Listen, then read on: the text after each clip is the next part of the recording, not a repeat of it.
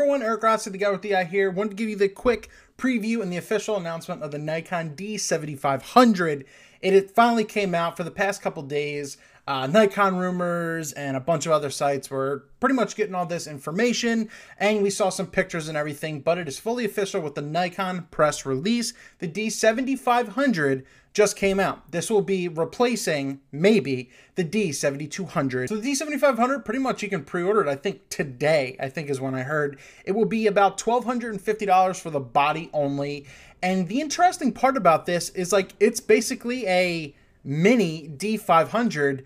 I don't even know if you need a D500 at $2,000 at this point, because this is also a crop sensor camera like the D500. We'll get into that in a second, but for about $1,300, you're getting 20.9 megapixels, which the D7200 had 24. So you're stepping down there, but once again, this is kind of mimicking the D500. X-Speed 5 imaging processor, like the D500. It's got a pretty solid build. It's using this like carbon fiber mask around it as well to make it lighter, but it kind of resembles a deep grip like the D750, which I have right here. So I feel like it's a weird blend of the D750, which comes from the name, and the D7500, which also comes from the same name. It's going to have a CMOS sensor like the D500, an improved RGB sensor over the D7200, so it's going to have better autofocusing.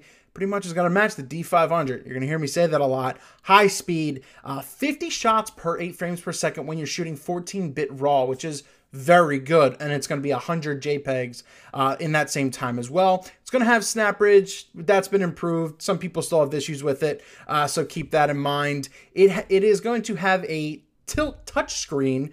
It's basically a limited screen, so it kind of mimics what the D750 has, except it looks to be a little bit smaller right here. But this is the back screen. As you see, it will look like it's pretty thin, but it's just really going to mimic what this is doing anyway. It's not going to like flip out or anything like that. So it's cool they're putting it in there, but if you want something like this, you're going to want to get, you know, something like this. Like I said, limited touchscreen. It's basically going to do what the D500 does, where you can swipe through things, touch to take a photo and everything like that. So nothing like going through menus, which would have made sense. I don't understand this limited thing, and even Sony's doing that, which is mind-baffling. It is also ISO 100 to 512,000 or whatever, 51,200. It doesn't matter. That's a selling point. Don't worry about that. It will also have a no low-pass filter in front of it, so that way it matches the D7200 in that regards. 51-point autofocusing system with group area AF. Once again, like the D500. We'll have weather sealing. The two interesting parts is it's going to include electronic vibration reduction to help reduce like camera shake when you're doing video. And in regards to video, it will have 4K UHD video.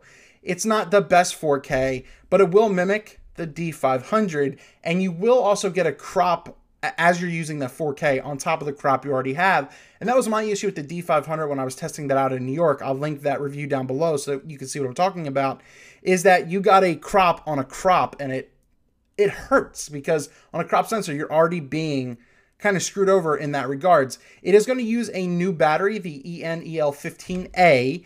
And once again, the weird part is the D7200 has 2 SD card slots. That was some of the biggest perks of using the D7000 line, was having dual SD cards. So that way you can, write backup to one, RAW, JPEG to another.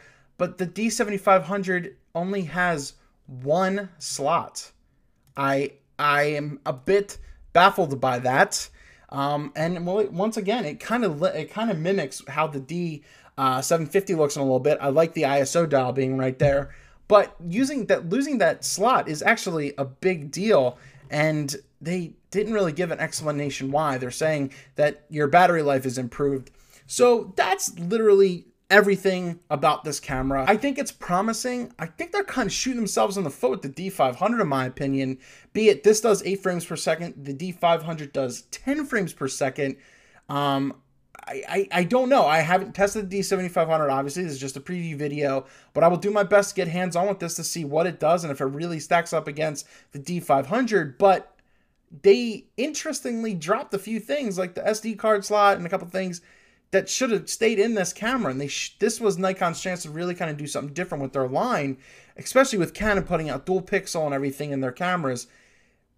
I don't know if this is still a video. It's going to be a good camera. I don't know. So I'm going to get a full test on with this. But what are your thoughts? I've gone on too long. The D7500. What are your thoughts? Is this anything cool? The only takeaways for me is that it's resembling the D500. You're getting pretty much the same value for a less price, which I think is going to hurt the sales of the D500. Rightfully so. They're doing that. Better autofocusing system, so it's going to be faster. But they are putting 4K video into it, but with a terrible crop that they're using. But you can use MP4 or AAC as a wrapper for that, which I would never use AAC in my opinion. Hopefully Nikon cares about video more in their future, and Canon's kind of failing on the 4K part as well. But this is everything you get. D7500, about $1,250, $1,300. Order now. Yeah, I don't know if this is actually an upgrade from the D7200, because that has 24 megapixels, does 1080p video, dual card slots. I almost think it's two different cameras, and I think they're really going to hurt the sales of the D500 with this. What do you think?